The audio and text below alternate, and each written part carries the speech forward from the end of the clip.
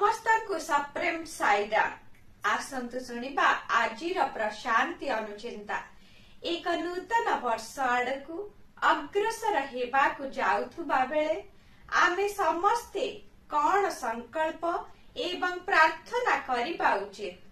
भारतर विभिन्न स्थानर संस्कृति रे नववर्ष पालन करा जाउथुबा अवसर रे भगवान आजी आमको कौन स्मरण कराई देछंती आसंतु शुणिबा।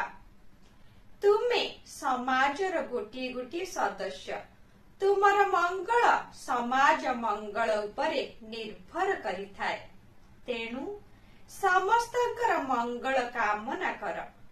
लोका समस्ता सुखिनो भवन्तु अर्थात संसारर समस्ते सुखरे रुहन्तु।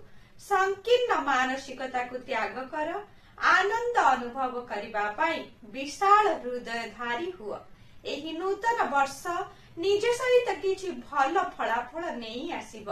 नूतन वर्ष केवल स्वादिष्ट भोजन पाई नुहे, पवित्र अनुभव को आत्मस्थ एवं एक फलप्रद जीवन निर्वाह करिबा पाई प्रतिज्ञा कर। एही संसार समस्त भल एवं खराब तुमर आचरण उपरे ही निर्भर करिथाए एवं आचरण तुमर चिंताधारा उपरे निर्भर करे। तेणु उत्तम चिंता विकसित कर। केवल ताहा हेले ही तुमे एक आदर्श जीवन निर्वाह करि पारिब। तुमर सहयोगी मानक पाई एक आदर्श स्थापन कर। सेमानंकु आनंदित कर। सेमानंक प्रति दया भाव रख। सेमानंक सहित प्रेमपूर्ण भाव रे कथाबार्ता कर। तुमे दिव्य प्रेम प्राप्त करि पारिले ही एही सब संभव होई पारिब। तेणु दिव्य प्रेम ग्रहणकारी हेबा पाई प्रयास जारी रख। पूर्ण हृदयर सहित तांक नाम जप कर।